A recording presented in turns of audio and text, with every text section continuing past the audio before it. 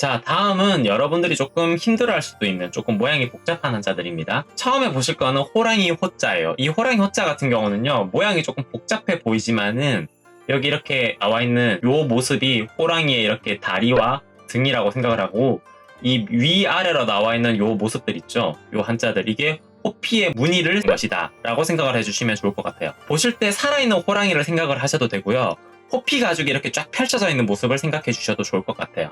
음독은 코라고 읽고요. 이제 호혈이라고 해서 호랑이 우를 의미할 때는 코케츠라고 하고, 용호, 이제 용호 상박 이런 거 말을 할 때 류고라고 하거든요. 그래서 용호는 류고라고 읽고 맹호는 모고라고 읽는데 토라로 읽히는 경우가 대부분이에요. 그래서 이제 토라라고 하면은 호랑이라고 하고, 토라네코라고 하면은 호랑이 무늬를 가지고 있는 고양이라고 합니다.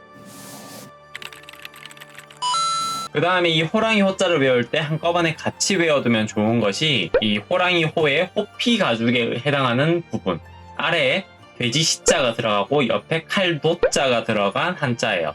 요게 칼도자가 붓으로 바뀌면 이런 한자로 더 바뀌어요. 나중에 나올 겁니다. 이걸 어떻게 외우면 좋을까 하고 고민을 하는 게 여러분들과 저의 노력이 되는 거예요. 한자를 외울 때. 저는 이렇게 했어요. 호피 무늬를 돼지에게다가 그려 넣어가지고 그 돼지를 직접 칼질을 해가지고 막 피가 나오도록 하게 하는 그런 연극은 정도가 너무 심하다, 연극치고는, 라고 해서 연극극자, 극심할 극자라고 할 수 있겠구나라고 저는 외웠어요. 여러분들도 이런 것들을 활용해가지고 외워두시면 좋을 것 같아요. 극이기 때문에 게키로 읽혀요. 그래서 극적이라고 하면 게키테키가 되고, 연극이 하면 엔게키가 되고, 극약이라고 하면 게키야크가 됩니다. 근데 이 한자를 보실 때 이 극적이라든가 극약이라고 하는 단어는 외워두시는 게 좋은 게요, 나중에 나올 한자 중에서 심하다라고 하는 의미는, 극심하다라고 하는 의미를 가지고 있는 한자가 따로 있어요. 정도가 좀 심하네라고 하는 단어를 나타내는 극자가 들어가는 단어들은 대부분 이 한자로 쓰이는데, 여기서 나오는 이 극약이라든가 극적이라든가 이런 거를 말을 할 때는 이 연극극자를 쓰니까 이 단어들 두 개는 조금 체크를 해두시면 좋을 것 같아요.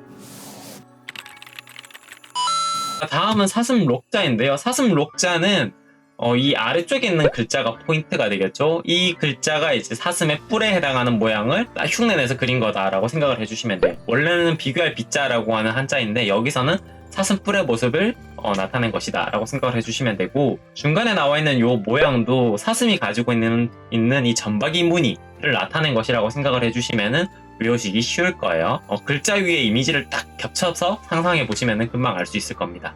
음독은 로크라고 하는데요, 순록이나 녹용 같은 단어 정도에만 쓰이고 일반적으로는 훈독인 시카라고 읽는 경우가 많습니다.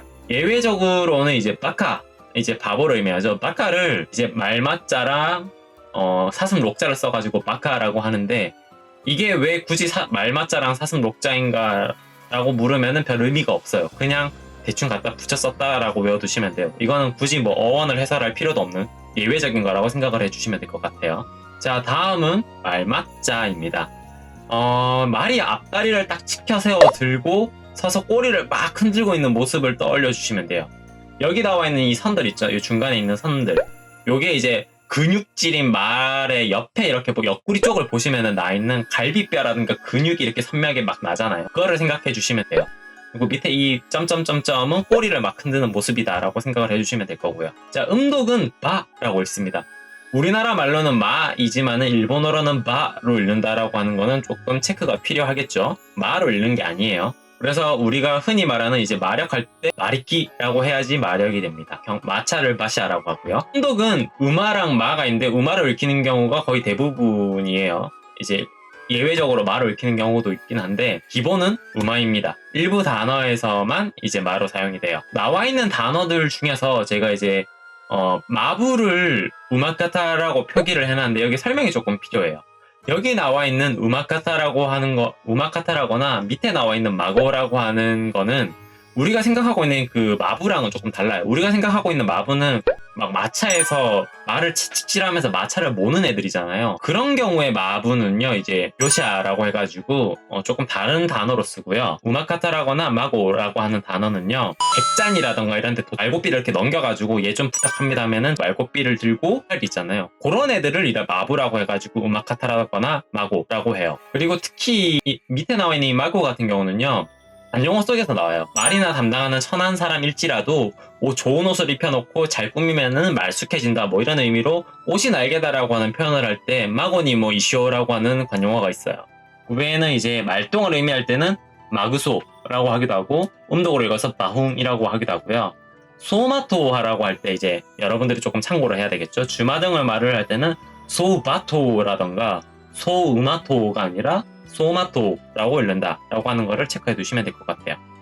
이 말을 읽히는 경우는 그리 많지는 않습니다. 그러니까 나와 있는 단어들 정도만 체크해 두시면 될 거예요.